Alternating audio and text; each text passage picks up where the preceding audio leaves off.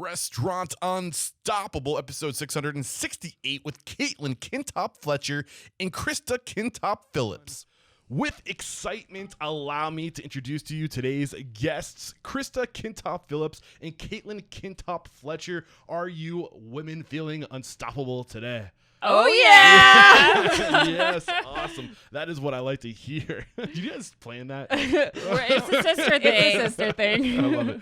The Cheese Board in Reno, Nevada was founded in 1981 by Debbie Branby. Nearly 40 years later, in 2017, after about a decade of working at the Cheese Board for Debbie, sisters Krista Kintop Phillips and Kintop Fletcher purchased their place of employment. The transition from employee to owner has not been easy, but they have handled it with grace, and I cannot wait to dive into your story to find out what this transition has been like for you and how you've learned and grown as people and professionals. But let's get that motivational and inspirational ball rolling with a success quote or mantra. What do you have for me? Go for it, sister. Well, I think when we were going through the process of buying the business, the thing that really took me to the next level was this one quote I saw, and it was like, "What if I fall?" And then the response was, "But what if you fly?" And it just reminded me that you cannot have fear in the face of what you want to do, because you will never know what you're capable of until you take that first step. Yes. So that really was the driving force to take the step to make things happen. I love it. And do you want to add to that?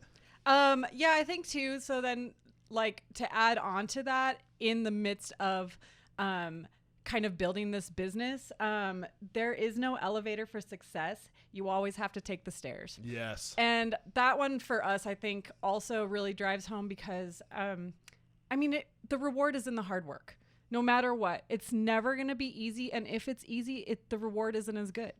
So, yeah, so I mean, what I'm picking up is, focus on best case scenario, because your mind, you will recreate in your life what you focus on. So if you're focused on what's possible and what could be, you will, conjure that in your life, and know that there is no shortcut, that if you're going to get there, it's going to be through step by step, taking the steps, climbing up slowly, but surely you will get there is kind of how that resonated with me. Yeah. Absolutely. Exactly. I love it. Yep. I love it. Great stuff. Great way to get this thing started. So where does it start? Where does it make sense to start the story? I mean, I feel like we should pay homage to what was here before. In 1981, this sucker was started before you two were even on the planet. Yeah, as a matter of fact, this is kind of a joke that we used to have with the owner. So the business started in 1981 by a woman named Debbie Branby. And again, she was kind of a pioneer of her time. 81, she started a little wine and cheese shop. It wasn't in this current location that we're at now. But, I think it was just a few hundred square feet, and that's all she wanted to do. She wanted to bring awareness to fine wine and cheese in the town of Reno, Nevada. And then decades later, it's become like kind of this cool restaurant place that everybody knows it is today. Yeah, it was kind of funny when you first landed on my radar and I started looking into the story. I saw 1981, then I saw your photos. I was like, what are these ladies? What's their secret? Like, yeah, right. Are they serving the Fountain of Youth? That's right. Yeah. What's in the cheese? We're coming to the cheese board for the Fountain of Youth. So it all makes sense now. So one of the jokes we used to have with the owner when we worked here is that Krista was actually born in 1981. Sorry, I don't mean to age you. But we were like, Debbie, you like birthed the restaurant instead of a child. And instead of like having her own children, she ended up having so many children throughout decades of like bringing people up through the restaurant. That's true. Which is really cool. And that's how it should be. These should be transformative relationships. They should feel like as close to you as your own children. I mean, it's our responsibility to take the people that come to work for us and to treat them like our own and to transform them and to empower them, right? And here's the other thing too, is that they transform us. I cannot tell you like how much of like coming into the restaurant business as like just starting out as a server, a hostess, and then becoming into the management and going through the ranks of just working with different people, the kitchen, the front of the house, and how their personalities actually transform you and make you grow into a better leader, because you can get an understanding of just, like I said, different personalities and where they're coming from. Yeah. Awesome stuff. So, what's the story of the cheese board? Do you want to kind of like imagine you're Debbie right now? She's sharing her story. Kind of what's like the evolution of the cheese board and like where she started. I know you probably knew the original vision. Well, she had grown up some of her years here in Reno, Nevada, and then had moved away to the Bay Area. And while she was there, she really fell in love with the fresh foods and the specialty cheeses and like wine the little stores. markets, those little side markets that you could, like in San Francisco, that you could walk and find, fresh bread and the deli kind of idea. And so when she moved back to Reno, she really wanted to take part of that with her and introduce Reno to that. And so, she started this tiny shop. It was in a space called Arlington Gardens that if you're from Reno, Nevada, you kind of know what that space is like. And then she moved to this location in 86, I think. I believe, yeah. And it's been here ever since. And then it was an evolution. And I think this is such a really important part of her story is that she never stayed the same. It was never static. She evolved as people wanted new things. So people started getting into coffee and she got an espresso machine and people came in and then they were hungry. And so she started making sandwiches. And then people started saying, do you cater? And she's like, yeah, sure, I cater. Well, they would say, could you make us a cheese platter? We have this little thing. Or we have a party. Can you make a little cheese plate for us and pair it with some wine? And so, again, she just evolved to what the needs of the consumers were. Yeah. And to this day, because what's interesting is that we don't sell cheese anymore. Specialty cheeses because the market doesn't demand that. And we used to joke that like anytime you would shave off, like some of the mold or anything on the cheese, you're just shaving dollars into the garbage, Oh, yeah. And so now we just have evolved into the catering and a restaurant. Was the cheese board still serving cheese before you took over? Yes. Okay. Yes, it was. So was that one of the first things you guys cut when you took over? No, we that was an evolution when Debbie was still here. Okay. Yeah. And what happened was there's forces in the marketplace all the time. Like Whole Foods came into our city and other bigger chains started carrying those specialty cheeses. So now you don't have to come here to get it if you want it. Right. You can kill two birds with one stone going to Whole Foods. Right. Gotcha. Well, listening to this part of the story, it kind of reminds me of Eric Ries's The Lean Startup. And in that book, he talks about starting where you can, starting small, minimal viable product. For her, that was cheese and wine, right? And then she was small. When you're small, you can pivot easily. It's not hard to change things to adapt to what the market's demand is. And then you scale over time depending upon what the demands are, right? And you lean into what people want. That's exactly. That's exactly it. Yeah. That's exactly what she was That's doing. exactly it. Yeah. It's incredible. Well, and then when she came over into this space that we're in now, it was just half of what it was, and she shared it with a gallery. And so again, just by evolution, then she was able to take over the art gallery and create a dining space. Because then it was just at that time it was just like a walk-in counter deli. Maybe I think there was like a couple tables. If you look at the old pictures, there's not very many pictures. And then it created the dining space that it was. And then I don't even know how like somebody would be like, could you maybe do a small wedding? So we would just like evolved into this catering because they would just ask and she would say yes. Yes. Yeah, I love it. I really do love it. And I think the other cool thing too is like they say every 5 years you're supposed to like freshen up, right? You should do something to switch up to stay relevant. And when you scale slowly over time, it's usually like every 5 or 6 years, right? Like you knock down a wall, you open up a space, and now it's staying fresh. You're staying relevant. That sounds right. As that a matter of fact, I think that is a natural progression right there. I love it. Anything else we should share from Debbie's story? What you learned from just the history of this building and this business?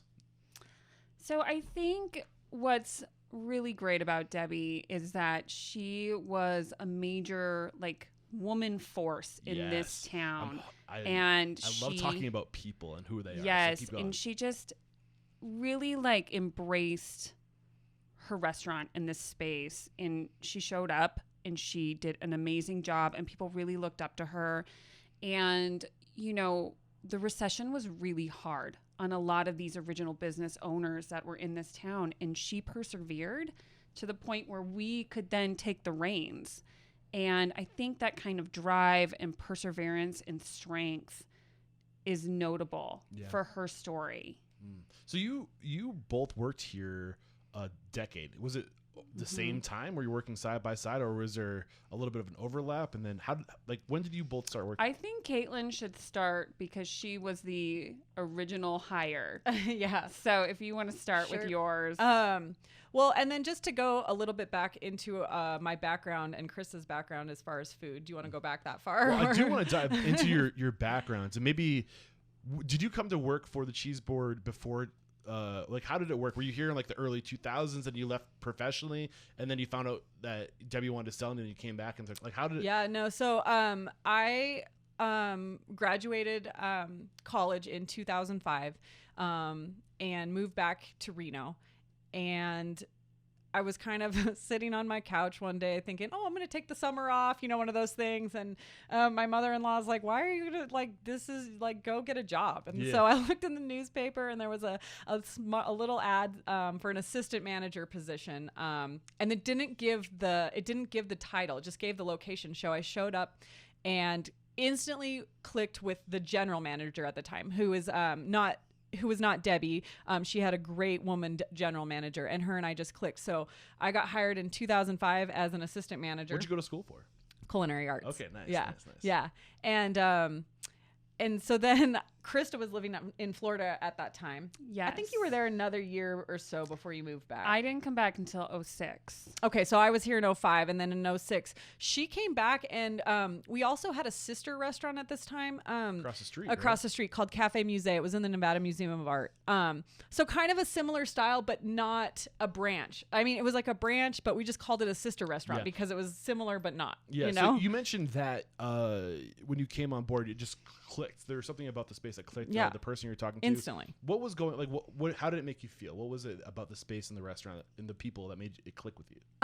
So for me, when I was going to culinary school, my original thought was that I was going to be a chef, or I was going to be a baker or a pastry chef. I thought kind of that's just like what the natural, like when you go to culinary school, that's what you're going to do. That's what the skills you need. But I am a people person. And I didn't really know that until like later. It was kind of later on in my college space that I realized that you could go into like hotel management or hospitality management.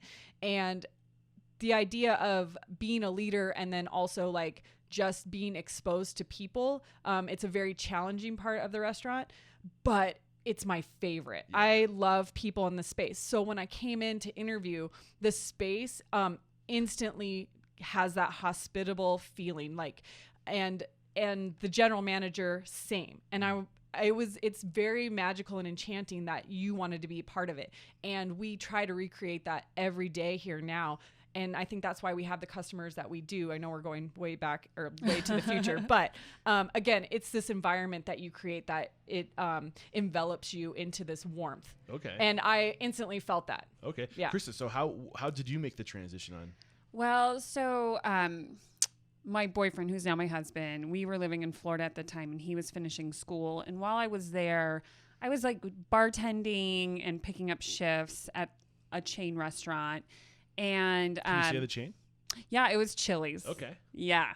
So it was like all the Brinker-ness happening. It was like the movie Waiting, if you've ever seen it. Oh my God. And funny, like side note, that movie was written by somebody who was from Florida. Oh, really? Yes. That's and I think he worked at a Bennigan's or something like that. So yeah, when that came out, I was like, wow, this is my life.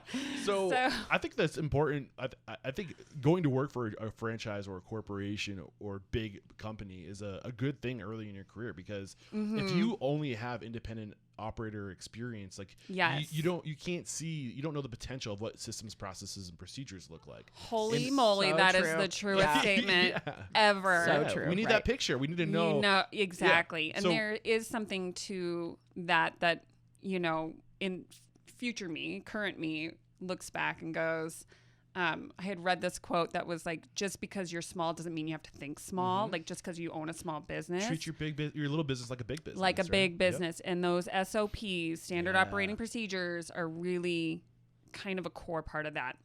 So going back 06, we moved back to Reno because we decided we're going to get married here.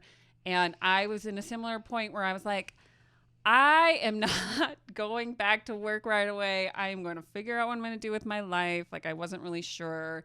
Thought about going back to school. And Caitlin was like, well, just pick up some shifts.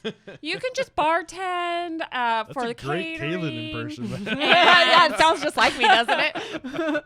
Little salty, little sad. They need some help at the restaurant across the street. Just pick up shifts and show up. It's great. And so I was like, oh, okay, sure. I'm not doing anything. And so that's what I did. I just started picking up shifts, and then that assistant manager left, and they offered me that job, and I still didn't know what I was doing. So I started working there, and previous to that, I have a degree in art, and so I really loved working in the Nevada Museum of Art as a space because it was very just, it's beautiful, and I don't know, and that has an enchanting part of it too, and then, and so yeah, it just was this evolution, and for a small time, Caitlin left, and I'll let you jump back in and talk about that. Oh, yeah. And so then, fast forward to, it was probably 2007. 14, 15? Oh, okay, no, sorry. 2007, because it was right before the recession. I kind of hit this space where, we had the general manager and I was the assistant manager. And then we had Debbie, who was the owner. And I was like, I just don't know. You have that moment where you're like, where can I grow? And I would have conversations with my general manager. And I was like, I didn't think that she was going to leave. And I felt like I needed to go experience more. So I became a wine rep for a year. A little over a year, and got to touch my hand in selling wine and learning about wine, and which is another passion of mine. And then that being said, I kind of was like, I don't really love sales. And it was hard because it was right. So then I was, during the recession of 2008, you're like selling wine, which is not something that people need. So they really cut back on it. So that was a tough time. And that being said, you still learn and grow from that. But what I really realized is that I missed the restaurant. I missed the people. So I called my general manager and asked to come back. Kind of like a little humility, and I said, I'll do anything. And I took a pay cut. My hours changed, and it was still obviously the best decision I have ever made to come back. What was it about sales that didn't stick with you? Well, so here's what's interesting is that in life, I believe we're all salespeople. Yes. And it just is a matter of what you're passionate about. And have you ever read the book To Sell Is Human? No. Oh, it's right. Okay, I'm going to get that one next. So I do believe that we're all salespeople no matter what. Absolutely. And I think that it was an amazing experience, and that my story was written that way, and I would never take that back. But when you're not passionate and you're hitting certain you're forced to hit numbers and sell things that you don't want, it becomes an empty job. Yeah. And so it's really interesting because I almost got into wine sales. When I resigned from aviation, I went to go work at a winery because I wanted to get into wine sales, and I figured I'd learn all about the process of making wine. Turns out wine is just ridiculously complicated, and like you have to have that passion. So complicated. Yes, you have to have that passion to learn because you'll never stop learning. Yes. Yeah. But I thought that in my mind, I was like, well, wine is something that every restaurant needs. So are you really selling, or are you helping them find the right wine?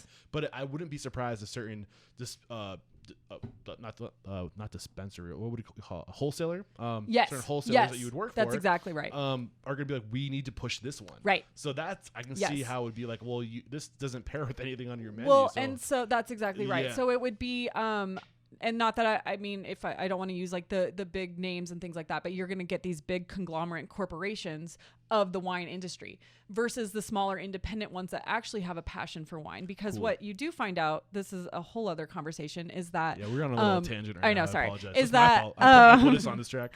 No, is that wine will, you can add anything to make it have a flavor. So then you're losing the integrity of the wine. I digress. That is, Krista and I believe in it. It just didn't feel right. The sales on that side didn't feel right. So circling back to being a salesperson, in the restaurant, I guess the idea of like selling yourself, or just selling your passion. If you're passionate about something, anything in life, like you're going to sell it to somebody. You know what I mean? You're not selling it. You're sharing your passion. You're just sharing your passion. Exactly. And that's exactly right. Yeah. You're sitting here so patiently. Do you want to reflect on what we're saying? Do you have anything to add? No, I mean, there's like two paths, right? And actually a third, if Debbie were here, it'd be a third path. But there's definitely two paths of our story. So while Caitlin's gone, they bring me over to the cheese board. And at this time I was thinking maybe I should get an MBA. Like, this is not necessarily, this has been great, but I need to figure out what I'm going to do. And then at that time, the event coordinator left and they were going through a hiring process, which I was again like, no, I don't think so. And they kind of convinced me that this was a really good thing for me because I did have a background in art and I love design and I love food and I love connecting with people. Like, this would be a really interesting opportunity. And I was like, okay, maybe you're right. It'll be learning something new and getting paid for it, which was better than the MBA because then I'd have to pay for that. You got to pay to learn. You have to pay to learn, and someone's going to pay me. I think there's going to be and then you're already starting to see it happen. There's going to be a shift over and I don't want to cut your story short. We'll pick up. Yeah, I know, it's fine. I think there's a shift happening in society right now where we're moving from you go to school to pay for your education so you can get hired to now the owner is going to be responsible for giving you opportunity and they're going to pay you in house. I think you're going to I mean, if we're going to continue to operate in a I don't know. I don't want to say anything. but keep going. That kind of experience is so important because I wouldn't be the person I am today without it. Yeah. What was really interesting about the job, and it's still interesting about doing catering, is that your office is never the same. Yeah. You get to go and experience new things, and you have to be really quick on your feet. Like we talked about before, you have to understand there's a plan A, which is contracted, but there's also a plan B, plan C, and you can go all the way through the alphabet and into numbers at that point. You really have to work with people. You really have to understand food in a different way other than the restaurant. So there was all these really cool aspects of learning how to do catering and sell catering and adapt to new spaces. That was really intriguing. And so I took the job. Nice. And you had me on my toes for a minute. I didn't know if you were going to take it or not. No, I was like, woo! It was a really great experience. And so then Caitlin came back and we kind of went through, then there was a recession. And it was really interesting being in this industry. And I think in anybody's to like maintain a job during the recession and learning. We learned so much. We're almost like recession babies of like the industry. Like if you lived through the recession and you understood numbers and what you had to do, it was really important. And I think allows us now to really look hard at numbers. Well, I think we should live and work in our businesses as if there's always a recession, because that way, it's going to happen. It was very interesting because the market sways, and when it sways back to that direction, you're going to be like, we're ready. Well, exactly. It was interesting in sales at the time because when I started that, people at first in 2008 didn't believe how bad it was going to be. So we were still doing these events that were crazy. People were still spending a lot of money. Like corporations were spending a lot of money on these corporate events and getting their clients in and these budgets that are just... Well, like Big Pharma had a huge budget. So we would do a lot of caterings for like pharmaceutical companies. Mm-hmm. And then that went, instantly. Totally. And then, so then you go to 2009 and people realize how dire this is and people are losing jobs and companies are closing down and you still have to sell events. You still have to sell catering to people and our corporate clients. And then you get very much like, okay, what is the cost of things? What is our goal? Like, how much do we want to make? And so it really gave me the opportunity to learn about the numbers in a different way on how to make the sales and what things cost and where you can cut and make deals and become a salesperson to maintain business. So that was really interesting. And then at that same time, and then a couple of years later, I had my first kid. So 2010. Well, I'm kind of curious. I want to pull back a few layers on this because I feel like you're giving us really great advice. The importance of paying attention to the numbers and being really intentional with your time and having to like sell, So can you give us like some detailed advice on how to run your business as if you're in a recession or what being in the recession taught you? Can you go a little deeper? Can you get specific? the things that you changed in the business to survive? Or I think like something that's really important that people aren't always aware of is their inventory, because you're sitting on profit. You're sitting on a bunch of profit on your thousands inventory. and thousands of dollars. Right. And in if you're not paying attention, so there's a couple things that are happening especially here. with cheese. Yeah. If you're not paying attention to your inventory, how you're ordering it, what's in stock, how often you're going through it. I mean, because that's when theft can happen. That's when things go bad, like waste. You're just throwing away money. Yeah. And talk about a pivot. Once you realize if you're not moving through certain inventory, you have to make an adjustment, whether it's a menu adjustment or you have to change a product because a product isn't working correctly. That's a huge deal. And then sometimes you cut things all together. So what are you doing to track all these things? Like what changes or what things are you doing in your business to be able to know exactly where things and how much money is on the shelves? How do you track it? Well, one of the things you have to look at every month is a P&L. You've got to look at your profit and loss, and you've got to look at you have to have an idea of what you spend monthly in general and find a pattern, because then when those patterns go off, that's when you're like, oh, I got to pay attention right here. Yeah. Whoa. Fella. Exactly. Chill out. Yeah. And then you have to have a really good staff. Like your chef has to be on top of that food inventory. You know, keeping a regular inventory of your dry goods is super important too. So even in our dry storage, your cups, your lids, and I think Caitlin could definitely speak to this, is when, if we're not moving through enough of a certain size of something, it's making an adjustment and saying so say you have 3 different size coffees, but you don't sell the 8-ounce coffee, then what are you doing selling an 8-ounce coffee? Yeah. Just keep it with the 12 and the 16. Right. Yeah. You don't have to purchase that additional thing just to sit on your shelf for X amount of months. Yeah. I think the big lesson here, is track. You got to track regularly, weekly. Some people do weekly. Yes. Minimally monthly. At right? least monthly. At least monthly. I would recommend to the restaurant industry weekly. Just have it a day and a time. Block it out. That we have on this day at this time we do this, and maybe it's before hours or after hours. You get the team to do it together so you can bust it out fast. And there's software today, inventory software that to make you do it even faster. So, but staying liquid, right? Yes. If you have that money in boxes literally on your shelves, then cash is king. You need to, if something happens and you need to take care of something now, you need that liquid ability to put cash where it's needed right now. So especially in the restaurant business. Yeah. And I'm sure you've heard this from many other people, but shit can break at any time. Yeah. Let's not color code that, because I mean, there's times that your refrigerator is going to go down, or there's a pipe that broke, or you're plunging toilets. All of these things we've had to come in and deal with is that there's a flood in the kitchen, and you're like, how am I going to solve this problem? You might need $1,000 at any moment or more to have somebody come in and fix something. And actually, that's a super important point right there. For anyone who's going into the restaurant or thinking about buying a restaurant, you need to start out with a certain amount of cash. Yeah. You have to have cash in the bank, because not only for payroll and for purchasing all the things that you need to purchase, but you have to have shit money. Yeah. And so do you have a separate account that you an shit count? No, account, we don't, but we keep a cushion. Yes, we keep a cushion. What's a good cushion, would you say? Well, so when we started, we made sure we had $30,000. Okay. To get us going when we first took over.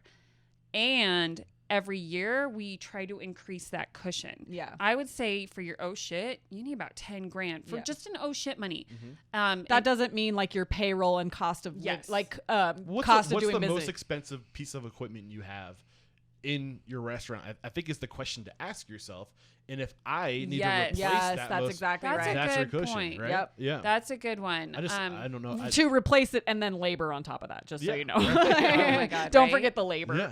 Yeah. I mean, we really I think 2018, we started that year, that first quarter was just everything broke. Fixing shit. It was weird. It started with all electrical one month, plumbing the next month. And it just kept going down the list. The refrigerator, I think, went out too. I feel like. Yeah, the refrigeration. Yeah. We had the electrical stuff, and those are just things that are going to happen. I remember my parents had 3 refrigerators in our cellar at the house. So if anything ever happened, we could just, call an audible. Quick, switch it off. Yeah, exactly. That is really, really impressive. Yeah, you do have to be prepared, and then also I think with refrigeration, you also have to take in the idea that you could have a loss. That I was just going to say that. goes down, you lose product. You're losing product. So that's then just money so in then the that's trash. more money that you need to replace that product. Right. So it's crazy. And this is also a good point. If you're also going into this, also look at your insurance policies. What are your insurance policies covers? We actually have a policy that will allow us to pay for some of the loss. Like, I think it's like a $500 deductible, but if everything goes down one night and you have a loss in that food of thousands of dollars, $500. You can submit a claim. Yeah. I was literally just having this conversation because Sacramento, that area where I was just in, I was thinking the same thing. Yeah, like the power company literally shut power off to like 5 or 6 counties, 7 counties. I went to California that same week, and I was like, we were driving there, and we were like, is our hotel going to be open? Yeah. Because, we weren't sure. And, half of the restaurants were just functioning on, cold sandwiches and bottled beer and wine. They were not even serving. If the restaurants are smart and they did get the insurance to cover something like that, in my mind, I'm thinking, holy crap, the insurance company is getting slammed right now. Because think about that, how many square miles is that? In every restaurant, how many restaurants are all looking to make a claim at once across all that? In a restaurant, that daily cash flow is what you survive on. You depend on that daily cash flow. So if it's not coming in, that was a huge hit. And as we were driving home, I was like, what would we do?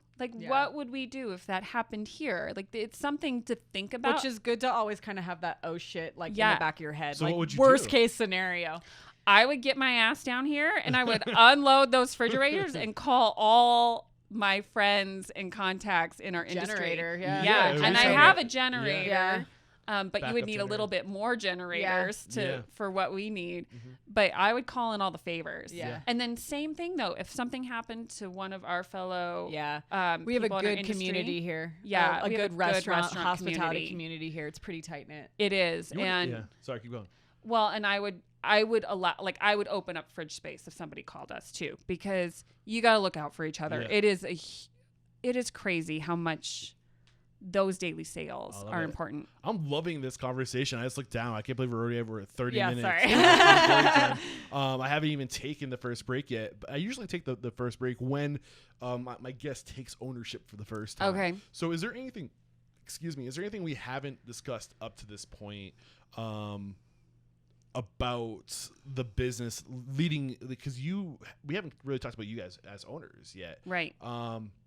So is now a good time to go to a break? Or is there anything go to break. Okay. Let's go to break. Let's do that. Take a break. Let's take a quick break. We'll be right back, and we'll start talking about what the transition from employee to owner was like. This episode brought to you by MarginEdge. Never deal with a paperwork nightmare again.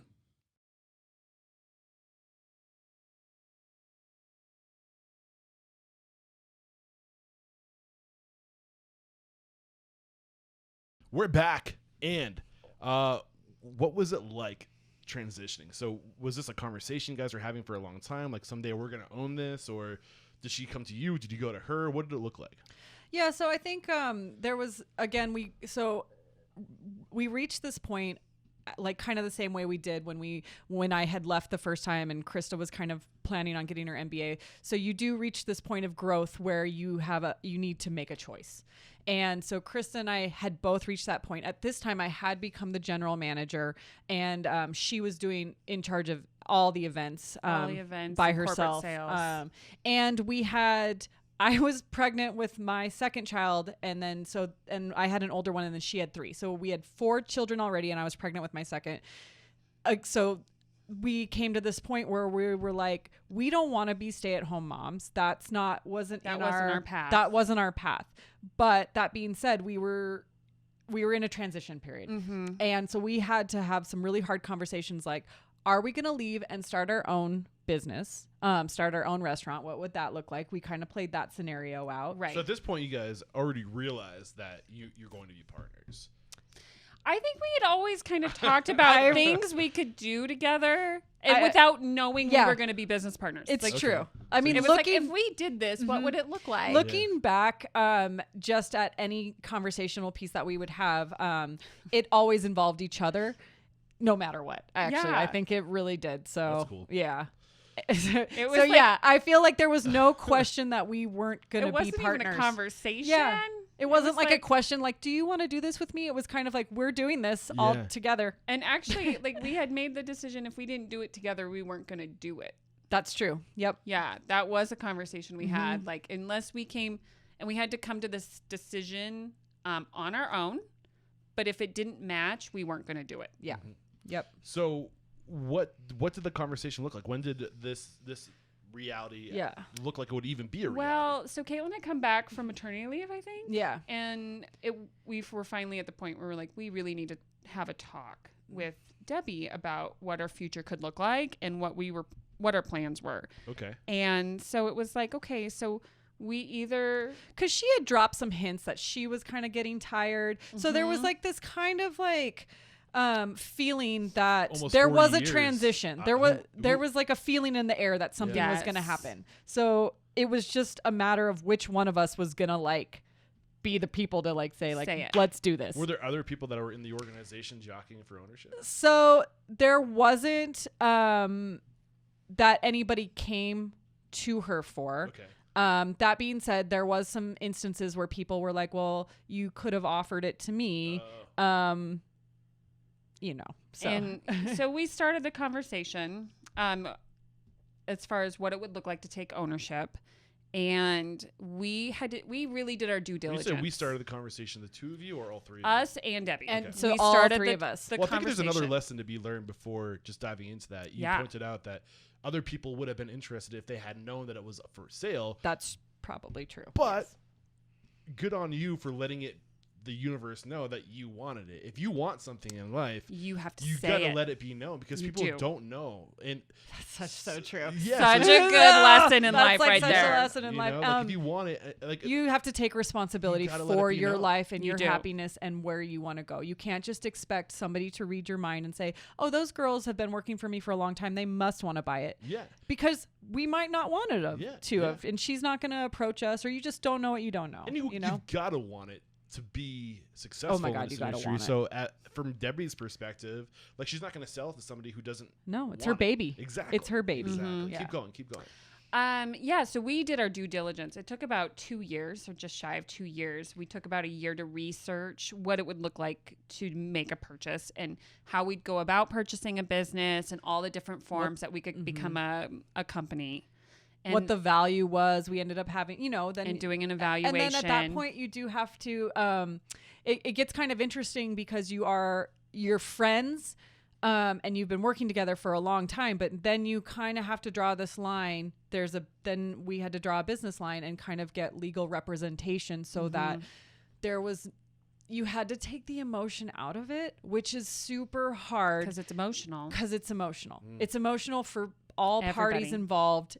This space, I'm not saying for every space, but for somebody that creates a restaurant from the ground up and it's their baby, and they've been through all of the feels with it, and we've been with them for a long time, and you have an emotional connection with each other, you have an emotional connection to the restaurant, and you have to take that all out, And it you still becomes have to do your job. yeah. Yeah. And so then it becomes this business Yep. transaction. And then, so then you still are showing up every day doing your job and like playing this role like you're not having this business transaction. And nobody also knew. We kind of did it. That was the other thing is that she didn't tell it to, she wanted to make sure that this was something that was really going to be a solid before announcing it. Yeah, because if it didn't go through for whatever reason, Right. it's going to create tension. Yes. So Yes. keep it between the three of us, and Yes. then when we have papers signed, Yes. Yes. and the transaction's about to be made, Right. then announce it. So Yeah. we did sign a non-disclosure agreement. Yep. As we were going through the process. Props to Debbie for bringing in legal representation that we all knew. Yeah, we it was all great. knew this Great person. relationship with the 'Cause legal then- representation. I'm happy you guys got right into that because I was definitely going to ask about how Yes. the transition went down, what Yes. things you did. So can you get a little bringing a lawyer in, right? But can you be Yes. specific as to what exactly you had the lawyer do? So let me set this down. There was a lot of attorneys. So we had an attorney and we were working with an accountant, and we were also working with an advisor who does a lot of like restaurant industry. Transactions. what would you say? He's a consultant. Yeah, he's a consultant. So we had 3 people in our corner that we were really working with in terms of figuring out how this could work, different ways to get money in to pay for it and all that stuff. And then she also had representation and an accountant. And then we had the third party that was the in-between for both, another lawyer that... kind of like our liaison. Was a liaison. Yeah, That's a good and way to so put it. he was just a neutral party. So that being said, so we had 3 lawyers. Yes, there were 3 attorneys. There was in this. 3 attorneys, and so we each had our own side working on the numbers. So that being said, that's kind of like what the valuation of the restaurant would be. Okay. And it's really interesting to see what an actual valuation of a restaurant would be, or any business. You know what I mean? How close were the evaluations? Well, they started in different spaces, and then we came to an agreement. And one of the things that we were told by some friends who had purchased other businesses is like, both parties need to be really happy with it for it to succeed. Yeah. And so we knew it would take some time to really find that The sweet spot. Yeah. Mm-hmm. Yeah, and so so that's like, so when we had the liaison, that's exactly what would happen is that he would come with basically what the valuation that she thought. We would take it back to our attorney, go through it and make some changes, that kind of thing. So it was like a very it's a long process. It was a long process, but worth every moment, because in the end, both parties, I think we were all very happy with where it ended up. And one of the big things for me was ensuring that I wasn't like, when I came into this part of it, it wasn't just like a purchase from the heart, that there was also some information behind it. Like, okay, we can do this. Yeah. This is worth it. We are going to find our success, and we will be able to pay this off. I love it. I think another thing that's really interesting too, and maybe this is kind of when you have the liaison come in, or somebody who was consulting you on what you could afford, where the money was going to come.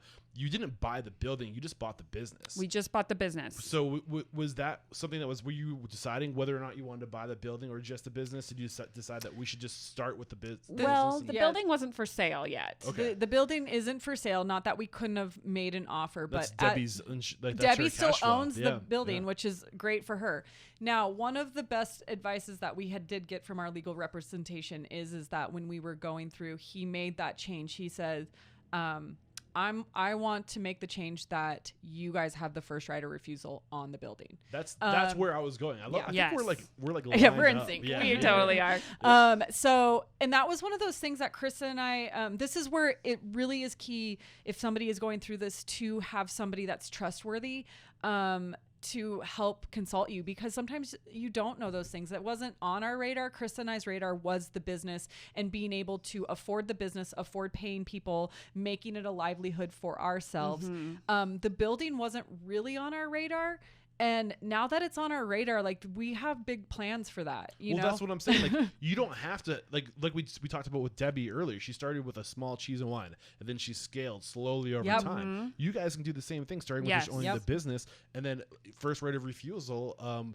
Later on down the road, then you can scale your business to own the building, the asset. Yes. So, that's kind of where I was going with that. Yeah. You're right on it. You're right there. So yeah, we just purchased the building, or we just purchased the restaurant from her, and we even created our own LLC.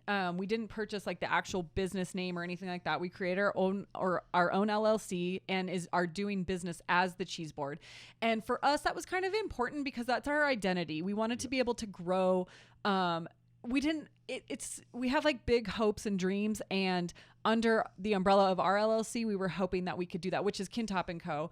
And there's just like so much more room to grow. It's like we have this baby, but who knows what if there's going to have siblings or like, you never know. Yeah. Interesting. So I guess, what does it make sense? What's the next? So you got the lawyers together to get on the same page. You came to an agreement. What was next? What was going on? So this part was fast and furious. As soon as we made the agreement, she told us her last day, and we were like, oh shit. That's like That's like It was like days. it was like a month. It was I think like we had 3 weeks or something. 3 weeks. I think it was like 3 weeks. I'm sure she was chomping at the bit. She could not. She was like, okay, great. You guys got this. I think you're good. Yeah. Here we go. Spent the past 10 years training you. Right. Right. But there is a ton of shit to get a business and a restaurant off the ground. Yeah. Fortunately, the city was great with us. They allowed us, Debbie wrote a letter to the city, and we were able to function under her licenses and permits. That's a whole nother variable that we're not even crap. touching, is like it's turnkey. Like you're not like you've been working here too, so the transition is huge. Sorry, keep and going. there was no option to close down. Yeah. We had to keep the doors open to make this work. And so the city was great because they worked with us. Debbie wrote them a letter. They approved it. So we were functioning under her permits. We just took over all payments as of the first of the next month. So we just took over all the bills, but we were still functioning under all of her licenses. And it took 5 months Yeah, we for had to get us our own licenses, like liquor license, business license, all those things. Because like I said, we created a new LLC. So it's not like we just took over hers. She had to shut hers down, but she couldn't shut hers down until ours were up and running. So then we did have to kind of like still work together. For 5 months. Yeah. Yeah. So we got that all taken care of. But there's a lot of benefits to taking over a pre-existing business. Absolutely. Because it's an entity that already exists, that has pre-existing relationships with all the permitting facilities in town. So if you're lucky and the business has a good standing with the government, like you can that transaction, because permitting can take months, or not even a year. Totally. If you're in the like Chicago, I've heard it's a nightmare in Chicago. Yes, California's got some strict laws too. So couple fun things about taking over. Yeah, like liquor licenses take a long time. I think the funny part was like we had all of these things we knew we had to do, but they have to go in an order, and nobody really tells you what order they go in. So you go into all these different buildings. You're like, hey, I'm here to pay for this. And they're like, well, first you have to go here. So then you go to like the sales tax place. And you're just like, I need to get set. Well, first you need to set up with the city. And we were just, there were days we were just going to different spots in Reno trying to get our permits and everything in order. I don't know how that process translates across different communities and governments. Yeah, I'm not sure either. But do you remember what the process was like for you, what the first step is, and maybe to give some kind of direction to the listeners? So the first step is to set up as your company. Okay. So filing with the state to become a company, and we're an LLC. So we filed with the state, and we got our tax ID number. And you need your tax ID number to do everything. You need to exist. The government needs to recognize you. Yeah, that's exactly. Yes. Yeah. So then we went to the city, and I think we went there next to set up. We paid them for our business license. So you need a business license, and then we also needed to do the liquor license. So I think we had to set up with them for the liquor license, but then you have to go get a background check. Yes. Right. So you get a background check, but you also have to go then to the Department of Taxation and file to pay sales tax. Yeah. And then for that, we were lucky because we actually had years of numbers. Like we had actually gotten 5 years of prior P&Ls and balance sheets before we took over the business. So we knew we could project what we were going to bring in, and we could then show the Department of Taxation, like, hey, we're planning on doing $1 million or whatever it is. Yeah. And they could say, okay, well, then you need to be able to pay this much in sales tax, which we then had to get a bond for. Yep. Oh, my gosh. Yes. So you have to get a bond. And then you also have to have insurance, right? So our insurance. Yep. So then we actually used the same insurance agent as Debbie, which was really fantastic because there was so much knowledge there. Yeah, I was just thinking maybe the best place, instead of trying to spend your entire day running all over your city or your town, start with the first trip going to like the town clerk. Yes. And being like, okay, this is where I want to end up. What's the route? Well, where do I need to start? And that's what we would do. We'd be like, hey, what do we need to do next? And like, you got to go do this and this. But then you'd get there. But different departments would be like, well, actually, you need to go get your DBA taken care of. And then when you get you also need to go to the health department. I was gonna say we had to go to the health department too, like twice. I think. And so it all worked out. Just be ready for that. Just be ready that it's gonna be a cluster. Yeah. Yeah.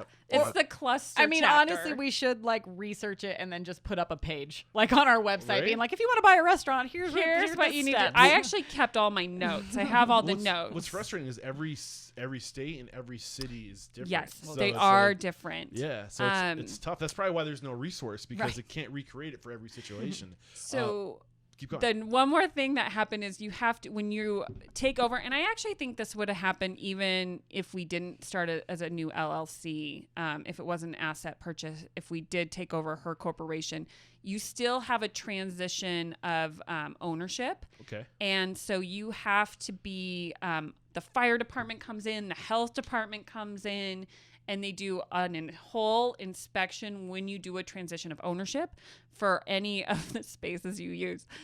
And that was very interesting because there were things that in an old building, you kind of get grandfathered in. So Okay. there's things that you get grandfathered in as far as like, just like to give an example of where your ice machine could be. And just we had some faulty tiles in our walk-in refrigerator that had never been an issue. But so then once you take over ownership, they do like a health inspector comes in and does and the fire inspector, and like she said, and they do like a really intense Yes. like check. And for so, today's laws, Yeah. not from what was in 1986. but This we is- we functioned years without like, Yeah. you're just 100% on your health code. You know what I mean? And then they were like, you have to change all of this. And we were like, huh?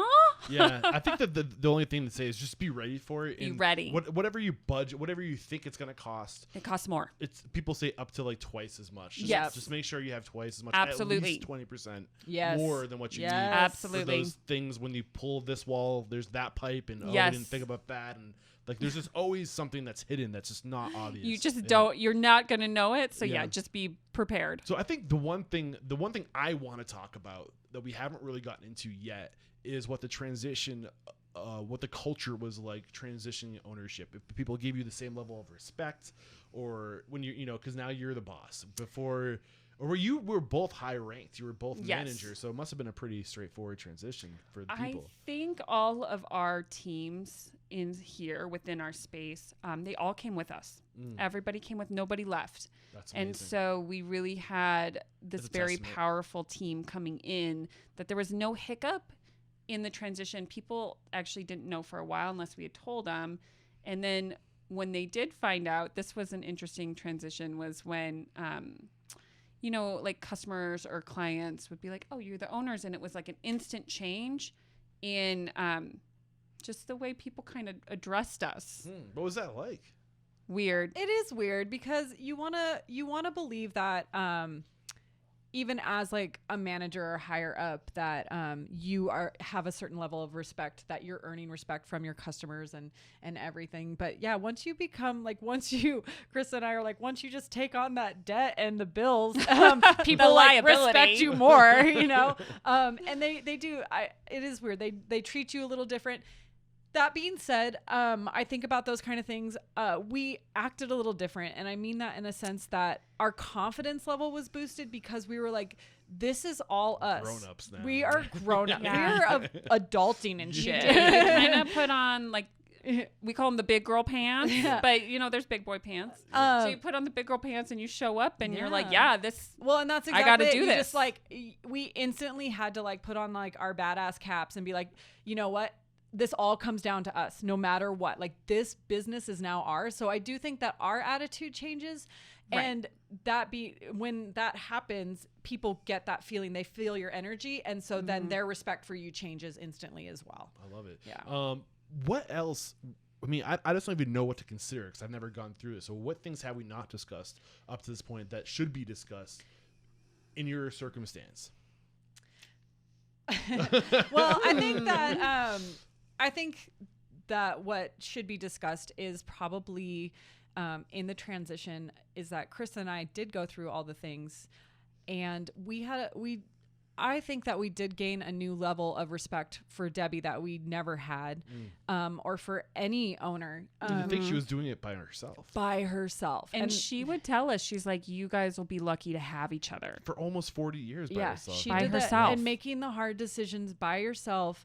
And I think that's the thing is that as employees, or just any outsider, you make these judgments on somebody else's decisions, and you don't put yourself in their shoes to think about what that meant to have to let some hard people go in the time of, a recession, or what that looks like to take some favorite menu item off, like the cheese or something like that. Like making these hard decisions, it's easier to sit back and judge as an employee or as a customer and think a different answer or a better answer. That your answer would be better. Yeah. So that is probably one of the biggest lessons that Krista and I have had to, I don't want to say lessons, but it is a growth period that we've had. And it's a new level of respect. It's a new level of respect and humility. It's kind of like, you don't know until you know. You don't know until you know. And it feels good. It feels good to get to that space and let your ego go a little bit and be like,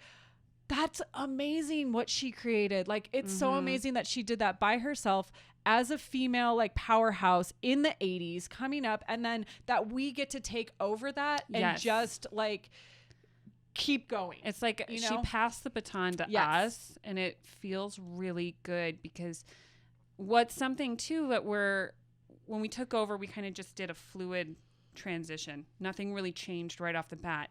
But now we're in a point where we're like, okay, who are we within this space and what do we want this to become? And so we're at the point where we can start going, how do we want this to look? How do we want it to feel? How do we want it to interact with our clients? We're working on some website ideas, and we're doing these new wine dinners. You started your own podcast. Oh, we have our own podcast. We have our own podcast. Take a listen, you guys. Yeah. The good, the bad, and the drinking. So I'm sure that's part of the overall arching brand, the Kintop brand, right? It's kind of about the Kintop brand. It's really about, who Caitlin and I are, and that I think sometimes you look at somebody doing something, whatever it is, even like a celebrity, and you make up a story for their life. Like, their life must be great. Their life must be, they have nothing's going on. And we would run into people and they're like, there were some assumptions made about how we lived. And we're like, let's just break all those assumptions and talk about what it's like to be women and moms and running a business. People make? Well, so for one of the assumptions is that our hours are only 11 to 4. So, as you were getting here at 9:30, Krista and I are also showing up. So everybody just thinks that we have this nice morning that we're exactly, and that that's so nice. You're only open 5 hours a day. What they don't realize is that I get up at 4 a.m. to go to the gym before my kids get up. Then I have to get them ready for school, and then you're constantly juggling life. Yeah. And then you come in here, and then you have your family life, and then you have another family here that you're taking care of. And you get hit with things constantly. People are looking to you to make certain decisions right away, or asking you questions. Yeah, before I even get my coffee when I get here. I know, and I tell people, I'm like, I need coffee first. And then there was a friend of ours that we ran into. We hadn't seen her for a while, and she was like, we were talking about frozen pizza night at home. We're like, oh, it's frozen pizza night at the Phillips house. And she's like, you make your kids frozen pizza too? And we're like, oh yeah, and chicken nuggets, and they thought that we made these gourmet meals every night, and we're like, nope. It's frozen pizza night. But I think for Krista and I, in the restaurant space and in the life space, is that we like the idea of creating or giving people just kind of advice to have a fulfilled life, no matter what their passion is, and just kind of giving people the permission and growing in your space. Like you said, you don't have to go to school and pay somebody to do that. You can find these niches within your space to grow and then get paid for, and then continue on, and just breaking all stereotypes. It doesn't matter if you're male, female, mom, not, you know what I mean? It's just you get to choose. I think these byproducts that you're talking about, these different verticals within the overarching business to profit, different verticals of revenue, right, come when you can remove yourself from the business to look at the big picture and to look at, because when you're in the business, all of your energy is going into getting that ticket out, right? And you don't have time to put that energy into visioning. So and true. Thinking about what's right here in front of us. Like, what could we be doing different? Like, what opportunities are right at our disposal that we're not leveraging because we're just too busy to see them. I think this is something Caitlin and I are faced with all the time, is that we have this overall vision that sometimes is not completely clear. And it's like, oh, I feel this thing out there and we want to do this. Like, we want a bigger kitchen and we want to expand what we sell in this space. But you do need a moment to step to the side. And this is where, like, when hiring comes into play, like hiring the team and training them well and giving them the license to run the business so that you can also produce these other parts of your dreams and goals. And it's something we're still learning. Yeah. I was going to say that. I think that is, again, in one of the transitions, one of the hardest parts of the transition, I think that's been for Krista and I is that as managers, you are doing, like, you're doing the hands-on work a lot. And then you take over as an owner or, the chief vision officer, you know what I mean? And then what happens is it's hard to you take a lot of time to find that person that you're never going to duplicate yourself, but you're going to find somebody that can do it equally or better. It might be different, but relinquishing that control for me, on behalf of myself, is hard. Well, I mean, you're recreating yourself in others with the culture, the vision, the mission, the core values, all these things. That's you on paper, right? And then the systems, processes, procedures, protocols, like that's, again, what you know how to do, but making it step by step for other people so they get to the right place. So, right? Yes. Yeah. And that's hard to do because there are things that have lived within you. Yeah. Like, you don't know it's there because it's relative to you, so like you don't see it. Did I take you off track? No, God, keep going. One thing I am curious about, maybe it will be my last question or my second to last question before going to the speed round. You see all the time people passing the baton, right? But when that person, that original founder is not there, things seem to crumble with their departure. What has been different about your case, your situation? What happened with this situation? What can we if we want to pass the baton?